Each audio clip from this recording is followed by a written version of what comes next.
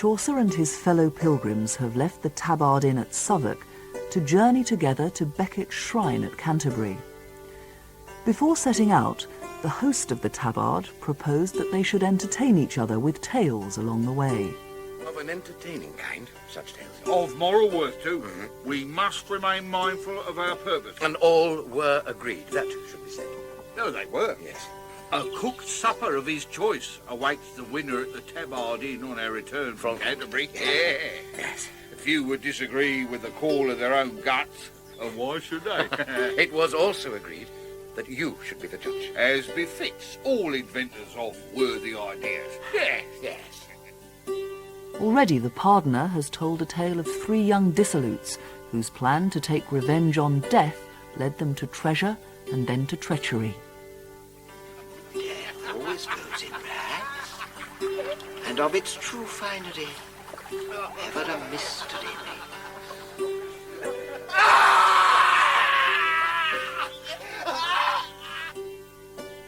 And the wife of Bath has told the story of a young knight's awakening to love. For the world to be bright, the eye must be cleansed. You have made the journey through gentle life, and at the end, now waits the prize. but you are... It was always thus, until your own eye lost its taint. You forced me to appear as you were. My new beauty is your awakening. And now, as the pilgrims stop for the night at Lenham, it's time for the Miller's Tale.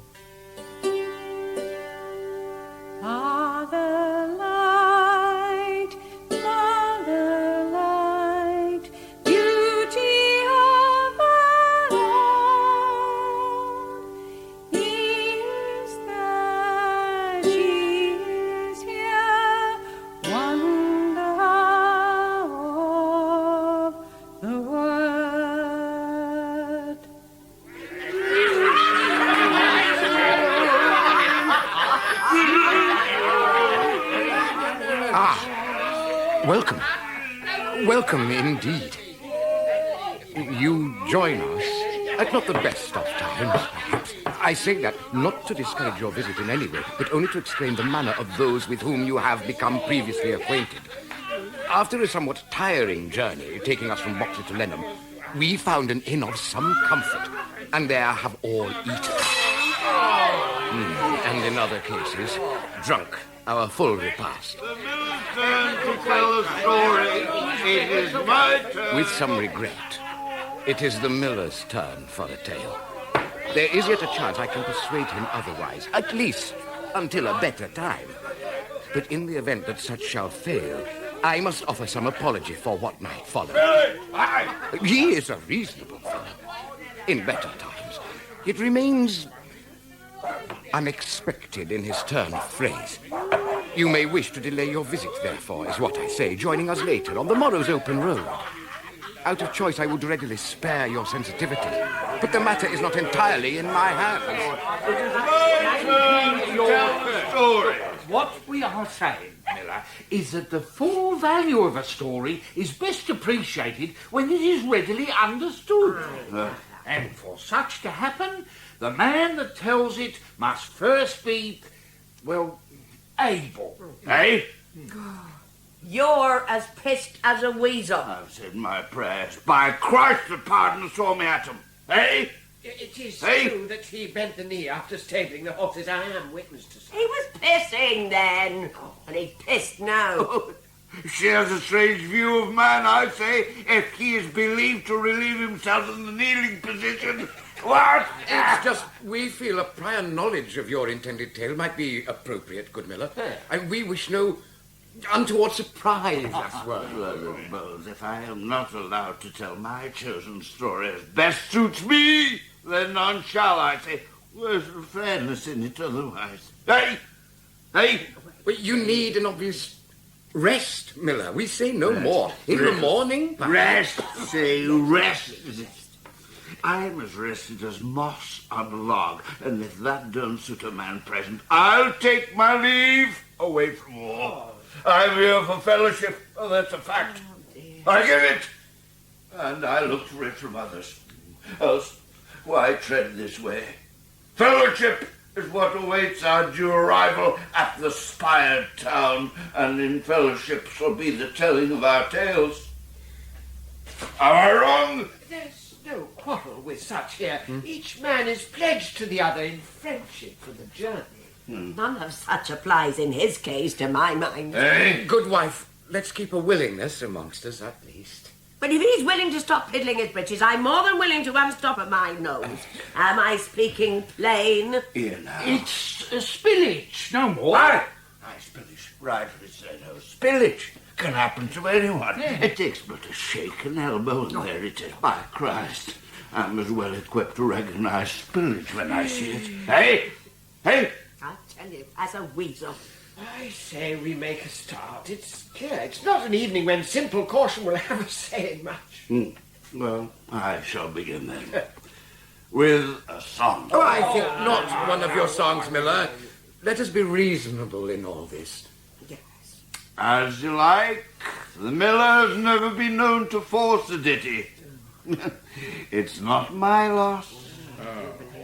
In any event, the current disturbance, all but temporary, I have little doubt, belongs to a man of much girth, some 16 stone or more, a long rust-coloured beard, not overwashed if the wife of Bath's observations are taken as accurate, and at the end of a largely porous nose, a wart that might have won a prize, were size the main arbiter of worth, crowned with a single hair, as red as the lower thatch which no doubt gave it birth.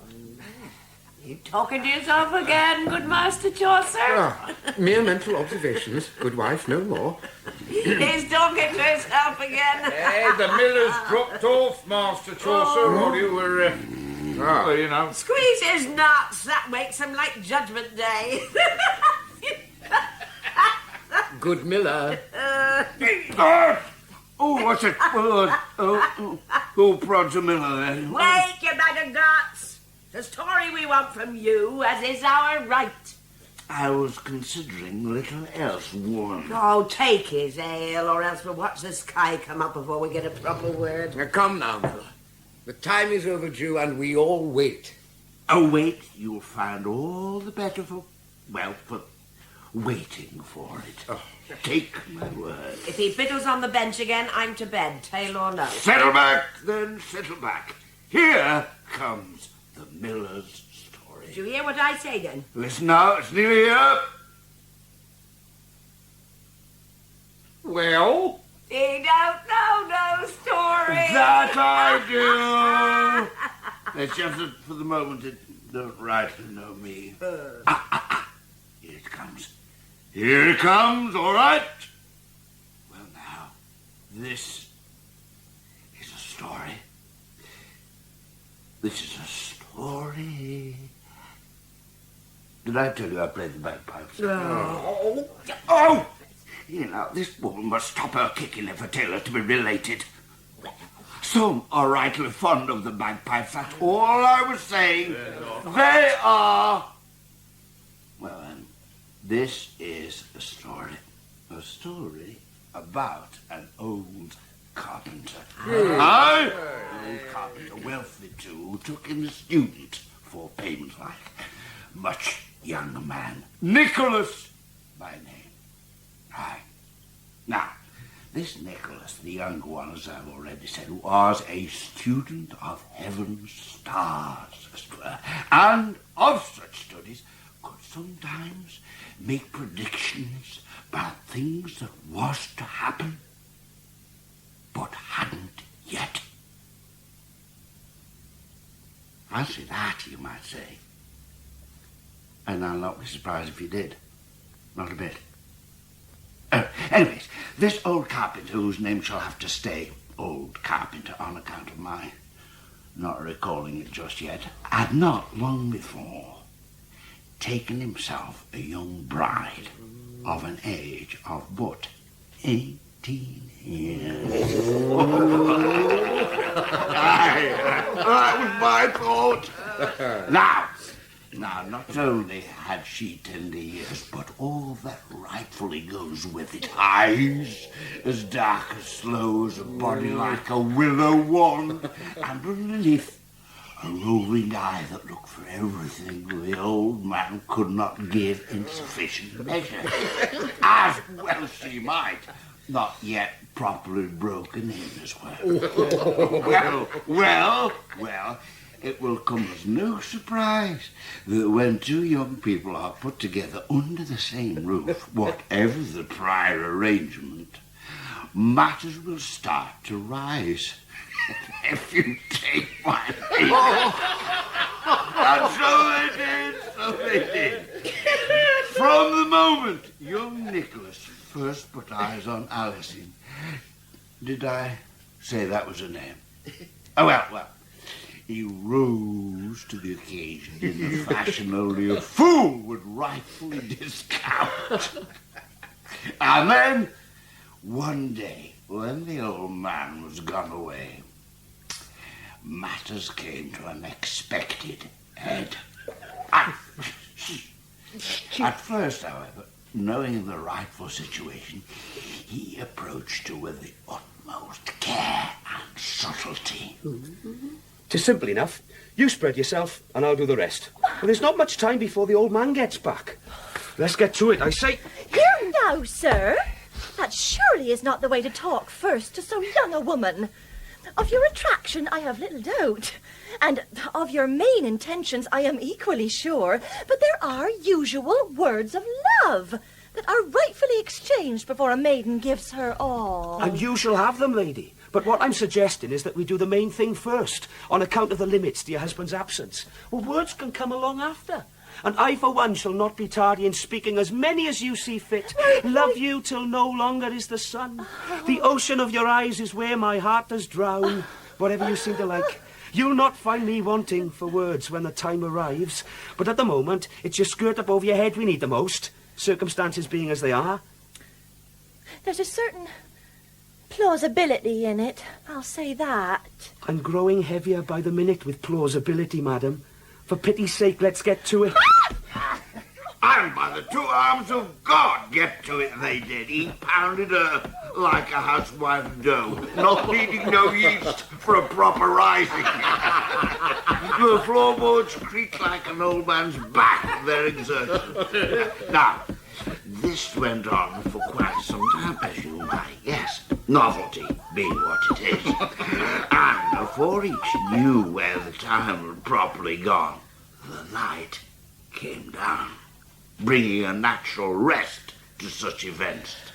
Poleaxed across the other, they were already thinking that if this be the result of the first go at it, then thank the good Lord young Nicholas had not found lodgings elsewhere. Well, anyone would, wouldn't they?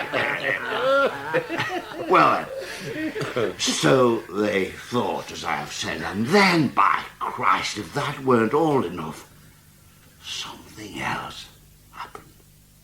My lady is so sweet and fair, my heart doth follow her. Her voice and looks and fairy hair with me.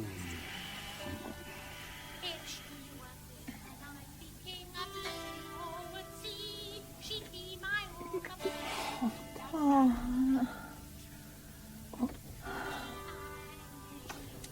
What makes such a yowling?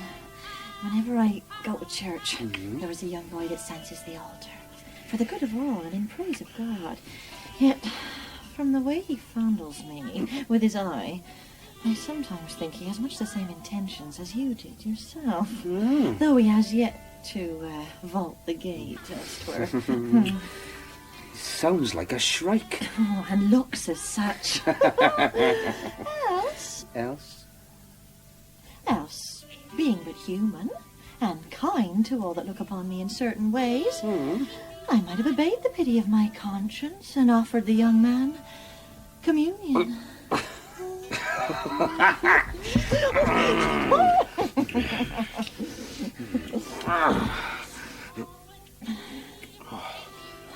How long does it last? His ardour is very strong. It can stretch to hours. All right. I'll soon put a stop to his ways.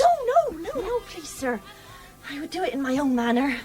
He is but young and easily hurt.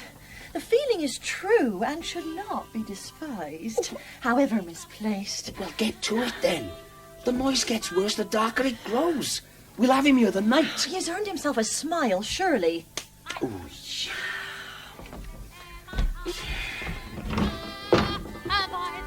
Is that you, Absalom? Lady, my dear lady, I have prayed all through the day for no more than a glimpse of that blessed face. And now you grant such a vision to this poor sufferer. Yes, well... Oh, you are food to me, sweet thing.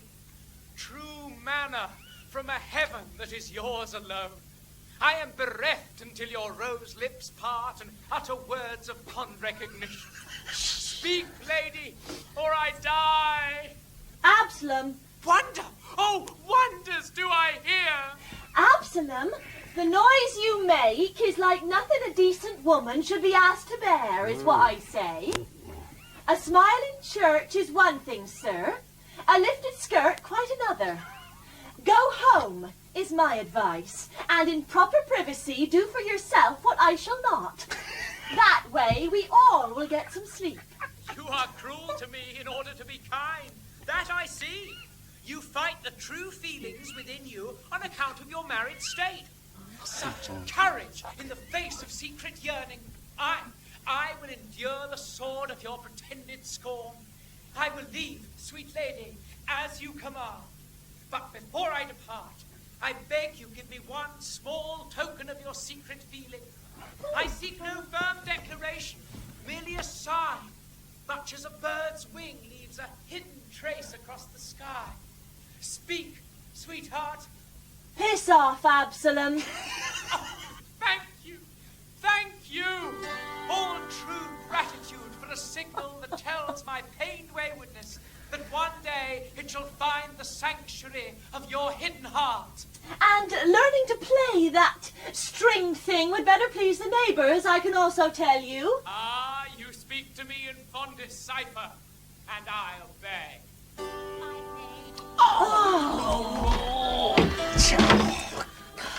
My mother used to say there's little reason to argue with a cowpat, and she weren't far wrong. And not to go with strange men, I'm sure. Well, if she hadn't done that herself, I'd not have been born.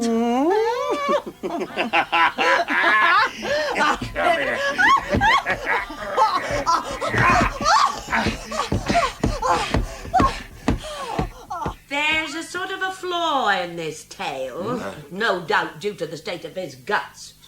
My guts are well out of the telling. This is a story that rightly springs from a fertile man's fertileness. Now, it has the making of a good tale, wife. Be fair to the miller now. Yeah, what about the husband then? The old codger? I say no more. You don't come into it. Briefly away, you said, and then all at once it's night and he's still not back. He was delayed. Why? Why? How does it mean, why? You'd have to be with him to know that rightfully. I can't be in two places. If the story is to be told as should, that stands to reason. If anything about proper storytelling is known. I mean, what does she mean, why? It's but a small inaccuracy, wife. Some pedantry here, I think, not over welcome in my view. What's he say? He says you sound like the peasantry, and quite rightly so. Why not say that if he with this side of the table? No direct harm was meant, wife.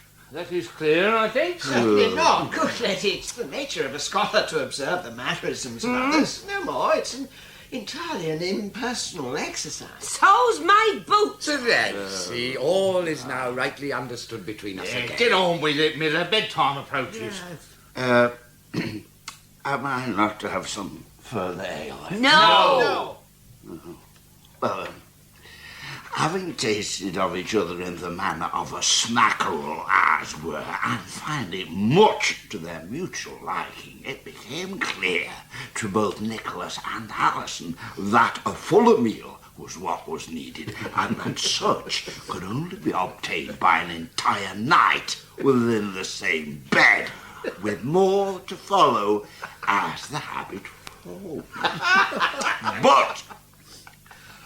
But the problem was there was the old carpenter himself. For whilst he could be well relied upon to be sometimes absent from the house in the afternoon, he was a type of oldish codger that favoured his home of an evening, which, as you'll see, was very far from convenient in terms of what Nicholas and Alison now had in mind.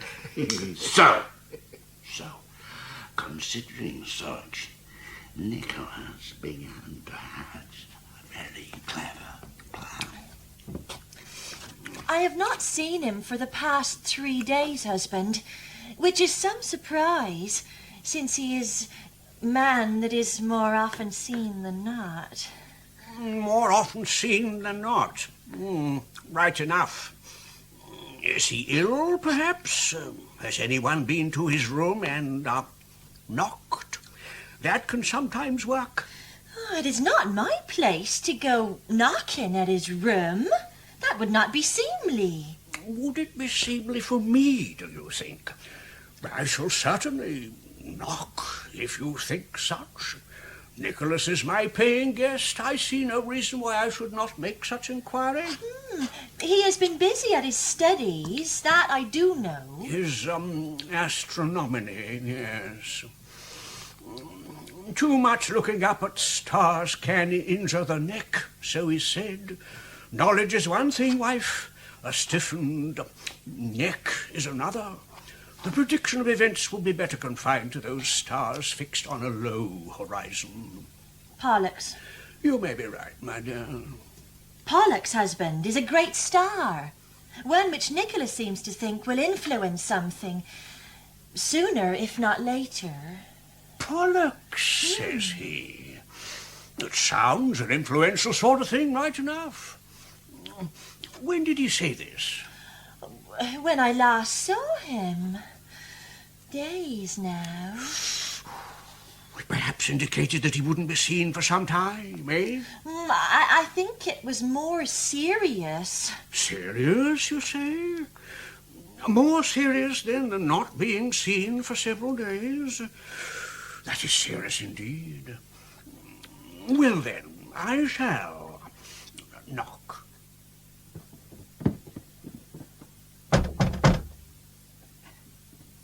This is your landlord, sir. Inquiring only after the possibility that you remain well. There is no answer, wife. Knock again. In my view, this is a situation that defies simple, knocking.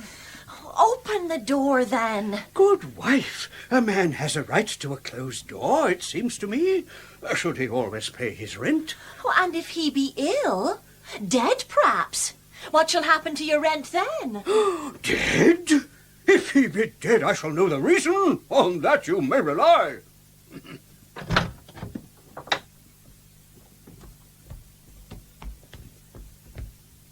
That is him, is it not? Nicholas. He lies so still, yet his eyes are open. Does he seek stars on the ceiling, perhaps? Could this be the work of Pollux, do you think? He has a look about him that is not altogether of an earthly character. Is that you? Good carpenter. He speaks, husband. Leave us now. Oh, but I don't. Yes, do. This may well turn out to be an event not fit for a woman of your tender years. The Lord only knows what might take place. Oh, take care, dear husband, is all I ask. Fear not for your stout husband, wife. Such a man has handled many a Pollux in his day, and few shall forget the experience at his hands.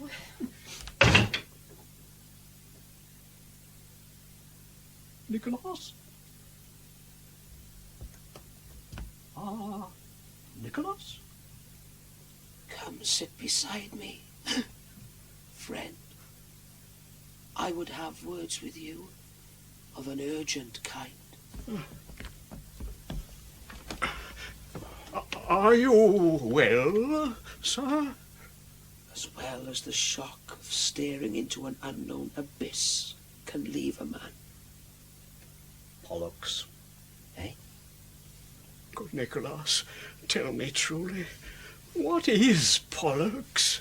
Sir, it is a fearsome thing, a coming thing, that will make of all our lives a happening of which we cannot dream. When? Soon. Soon? But not yet.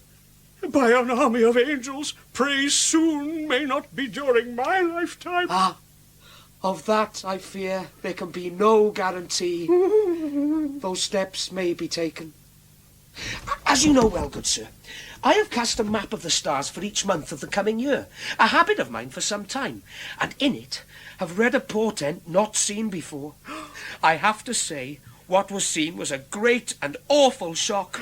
I relate such to you alone, wishing to spare the sensibilities of others less strong of mind. You have come to the right man, good Nicholas. At least, probably. A flood of world-swallowing proportions, sir. A flood that only a Noah would know much about. Sweet Mother of God, you do not mean... Within the shortest of time, such a rain will start to fall upon the entire face of the earth, to make of it a mighty sea, and down its great liquid gullet will flow the entire fruits of past creation. Me, you mean? All of us, then? But surely it cannot... Oh, you're free to disbelieve, sir. I do not wish to dissuade any that would willingly take their chances amongst the coming waters. Oh, I do believe. More especially, as you say, there are steps to take. For some. For me? For us? For some who have joining skills. A carpenter has such skills. He does! That's true! I'd not thought of it. Then what would such a carpenter need to do if he did not wish to get himself with others, that is, fatally immersed, as were? Perhaps. I shall not rest, nor shall I, until all is done. I shall sleep with my work, so I shall. Pray God I finish before the waters come. Press on, splendid carpenter.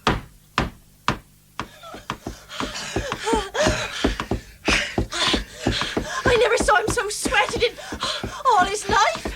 He bangs the wood, and I bang the wife. What would happen when he comes to the end of it all, though?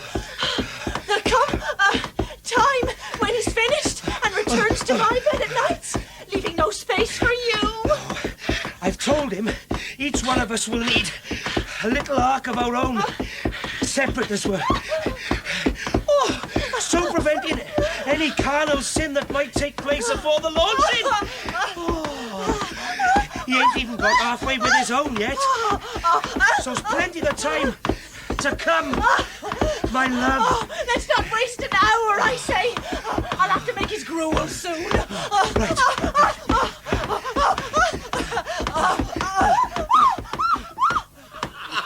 So, there was the old carpenter, believing the second flood fast approaching, servicing the wood almost night and day in time to get together the arks that would save them all.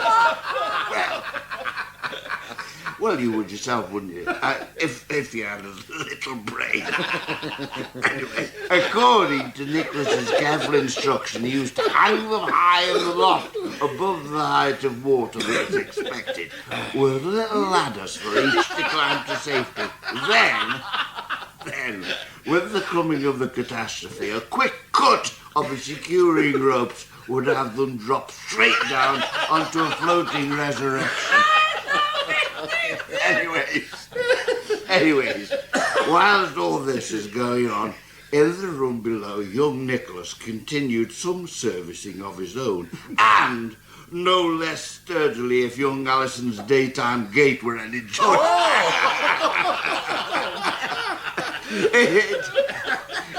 It was a house that saw little sleep, it's true.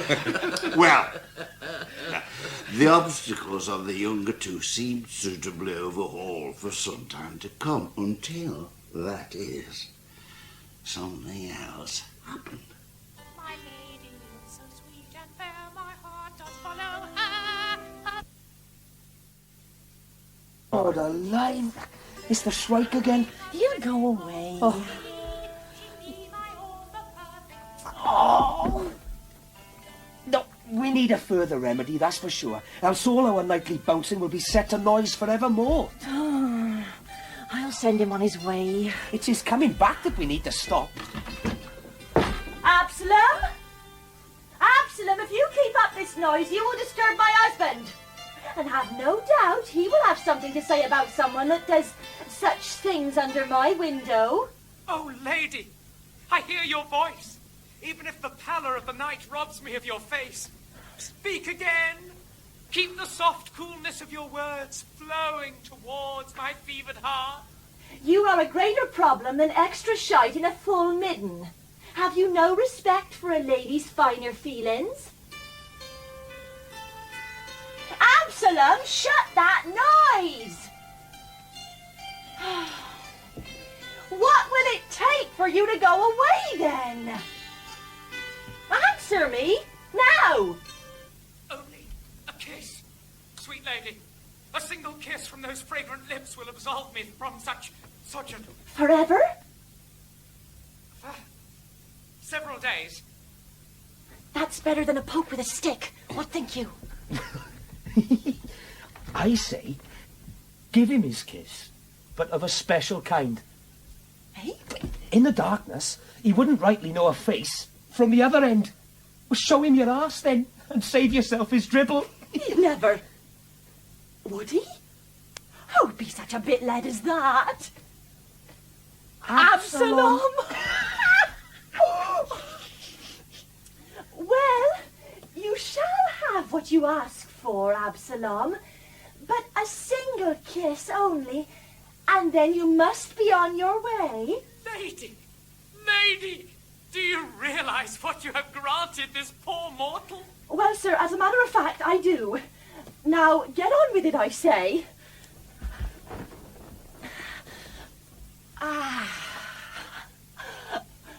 Once only now. And watch that ladder on my... Well, just watch it, that's all. I've seen awful damage done with ladders.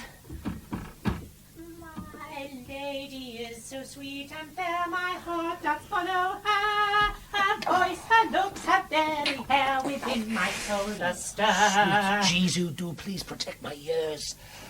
Lady, this is the most sublime happening of my life. Yes, well, get to it then. We ain't got all night. Your voice is curious, distant, as if turned away. It's shyness, sir, no more. I cannot turn my face to look at you for it. My lips will soon remove all trace of such. Here, sweet lady, take this as a lifelong token of my love. Well, loveliness, shall I be remembered after all? Oh, that you shall, good sir. I shan't forget this night. And, good to my word, I shall now descend this ladder into a darker place. I beg only that in the morning you hold the trace left by my lips to your looking-glass, remembering therein the face that now stands before you.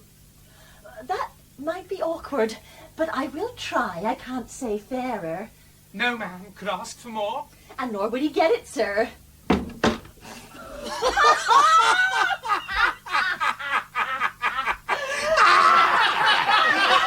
Well, yes, it was a lark, as you rightly see. But more there was to come. For Absalom, even though thick as stale dung, was having some suspicions about it. During the walk back to his lodgings, things he'd previously only thought of little started to come back. How it was that such a sweet and dainty lady could have a mouth so large and running from her brow to chin. Wait. No, listen. And there was laughter, he remembered, or so he thought, and not the sound that solely from a lady comes.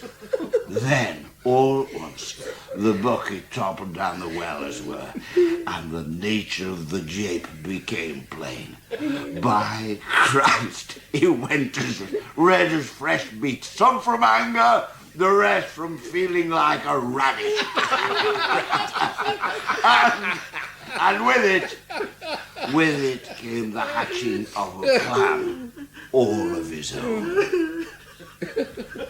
Oh, I'll have to be back to my own room soon. At cock's crow he has his gruel, don't he? I wouldn't mind a further cock's crow out of you afore then. Holy mother! And I thought it was me that had an appetite. What's that? It's a tapping, sort of. It's at the window. Alison! Sweet Alison! The man's as soft as a fresh turd. I'm not going again. You can call his lungs out for all I care. It's another kiss he wants. Oh, look! Aye, that's what it is. The Bratchett's not had enough, and so he's back for more. I'll not get at my lower parts twice in a night, I'll tell you. No, but he will get at mine. Hey? Look, you do the talking, and I'll do the hanging out. He won't know the difference in the dark. Here now, Nicholas. Shh. Say something to him. Is that you, Absalom? It is, my sweet. I return only to leave with you a gift I previously forgot. Oh, what gift is that? Something only you deserve, darling. Throw it up, then. Oh, no. I must first see your face at the window as before. Then only can I pass it over. Keep him talking while I get my reel in place. Is it something I will like, then? You can tell me that, surely. You will remember it for all your days. I'm ready. There now, Absalom. Now you can tell me to my face. What is it? It is long and... Now, Absalom, I bid you keep that thing to yourself. And made of iron. Iron? That sounds little like a gift suited to a lady. And at one end it has a curled letter. A for Absalom. And that is your gift, you say? A letter forged in fire, lady. Ha ha! And still glowing hot as a result. Remember me, sweet Alison. Oh, Lord! Oh, Lord! I have an entire arse on fire! Oh, sweet Jesus! Oh, for pity's sake, fetch some water, girl! Water! Yeah, water! I'd say, you stupid man, get some water! Water! This is... Who cries water? Oh, St. Anthony's ears! The time has arrived! The flood's upon us! It is! There's no mistake! Hold on, brave Nicholas! Fear not, sweet wife! The master of the house comes to your rescue! Hold, sir! Hold but a minute! I am cutting the mooring ropes in anticipation of our mutual floating! Hold, I say! Salvation is at hand! And hark a piece, past land, and with it comes a future safety for us all. Thank God for brave Carpenter!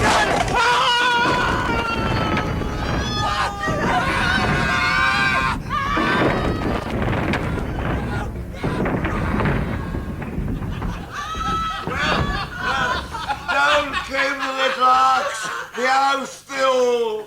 And as for Nicholas and Alison's crafty game, That was quickly spied out by the old codger on his way through the room to the floor below. Now flying faster than a bat's bolt. Now, all of this may not seem the best of endings for a story. Every person upside down in what was once a proper standing house. But, as none of them was much inclined to carry on with anything, I can't rightly say what happened next. Though I've little doubt something did. Right. By way of further comfort to our gathering, I shall play the pipes and more than likely sing a song. Oh, grab on someone, quick! No, you shall not play the miller's pipes. Who wishes to hear him is more to the point. Blowing on the pipes one end is equal to blowing on your breeches the other. Both are needed for proper health. That's perfectly plain, I should say. But not a song, Miller, please. On that we are all agreed, Miller. The pipes, perhaps, but not a...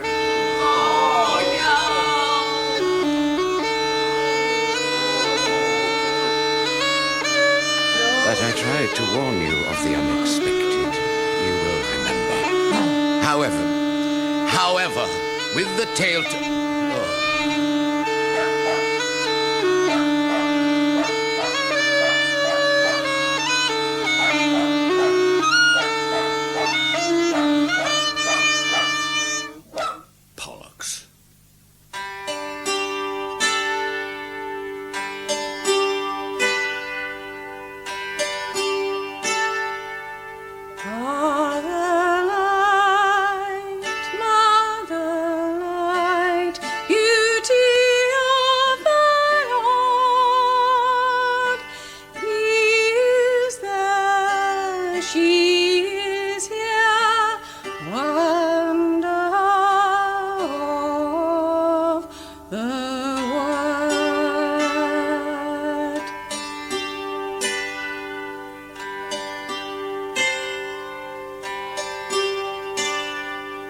The Miller's Tale was the third in a four-part series of Canterbury Tales adapted from Chaucer by Colin Hayden Evans.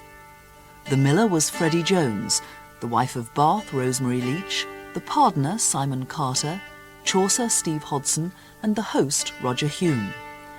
Nicholas was Andy Hockley, Alison, Danica Fairman, Absalom, Daniel Strauss, and the carpenter, Geoffrey Banks. The music was composed and played by Sue Harris, and the series was directed at Pebble Mill by Nigel Bryant.